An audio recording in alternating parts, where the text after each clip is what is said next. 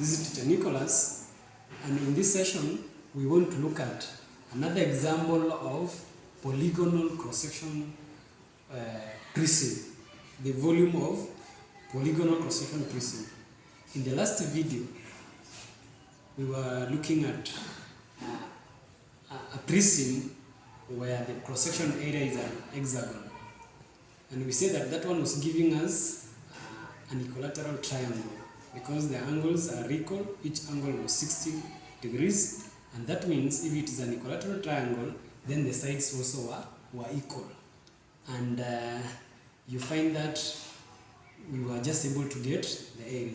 What about now if it is another polygon? For example, you can use this example. It is a question is stating that a concrete tower on which a water tank is to be placed as a uniform octagonal cross-section of sides 3 meters. If its height is 24 meters, find the volume of concrete used to make it. So still we are going to use the same criteria to get the volume. The volume is equal to the volume of the prism is equal to cross-section area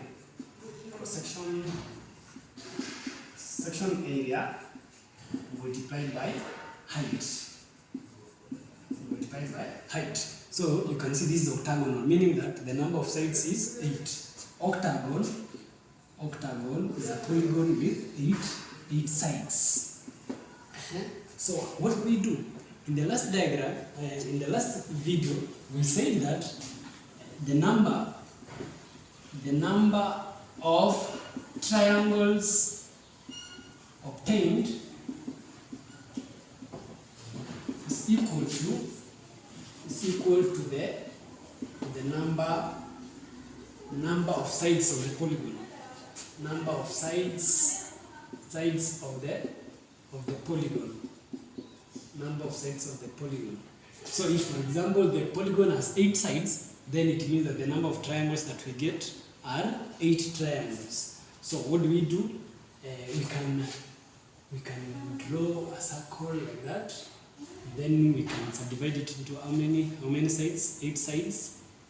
And so 1, 2, 3, 4, 5, 6, 7, 8, like that. Then now we can join using straight lines to form a polygon. Just a sketch. It may not be accurate, but it will serve us better. Yeah, and this is the center. So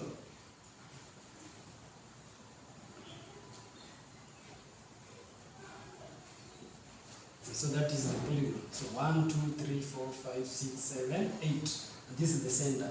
So we can subdivide these into triangles.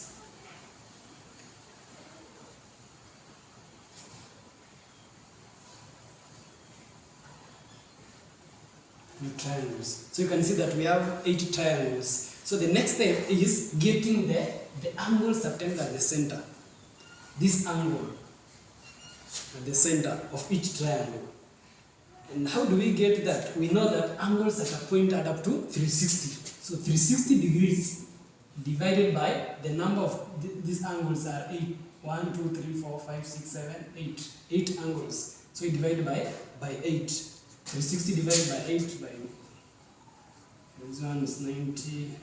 So it is 45 degrees. Then that means that each angle is 45 degrees. So if you extract one triangle,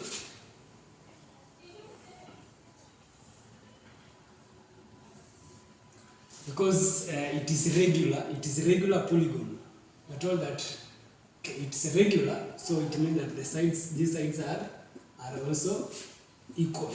So if we can take this to be our angle, which is 45 degrees, and we are told that the side is a uniform octagonal cross-section of side 3 meters. So this side here is 3 meters. So this is the side, that is the side that is opposite this angle.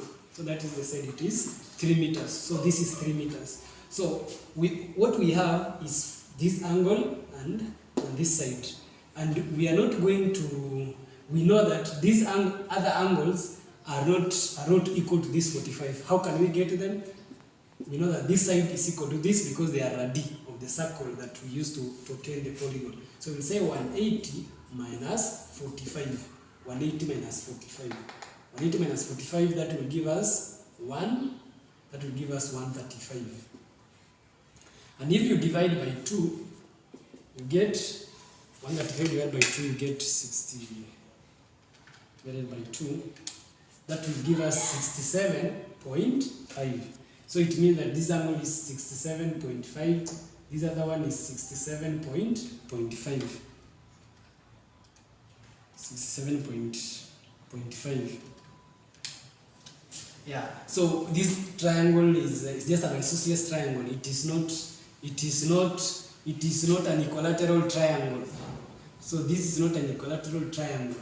So what do? Then that means we cannot say that these sides are also equal to this. The sides, these other sides are not 3 meters like this one, because the triangle is not equilateral.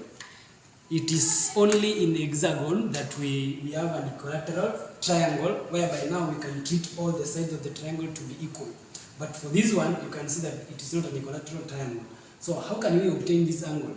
So what we can do, remember this was like a chord of this circle. This here, the circle was passing like that. So this is like a chord. And we know that a line is drawn from the center, meeting the chord of the circle at meeting the chord of the circle normally bisects the chord. A line drawn from the center to meet the chord perpendicularly normally bisects the chord. That means here we will have 1.5 meters, and this one here is 1.5 meters, because this chord here will bisect this line here will bisect the chord. So that means we have one side, like for example now that is the triangle. This is 1.5 meters, this is 90 degrees, and because the angle was 45, that line here and this side and these are equal. These are also equal, and this angle is also 90 degrees, and the angles are also equal. Then it means also these angles should be equal. Yeah, because the triangles are similar. So if all of this angle was 45 degrees, so if you divide by 2, you will get 22.5. You get 22.5 degrees. So that is 22.5 degrees. Okay. So how can we get the triangle, this triangle? We can use trigonometric ratios to get this height here. So we have opposite, because this side is opposite to this angle, and this is adjacent. This line here is adjacent. So the best trigonometric ratio to use there is tan. So we know that tan theta is given by opposite all over adjacent. Opposite all over adjacent. So, and our theta is 22.5. So you say tan 22.5 is given by opposite, which is 1.5, divided by adjacent, which we don't know, this one here, we can let it be h, divided by h. So what do? We can multiply this side by h, we multiply this side by h. So this will go with this, and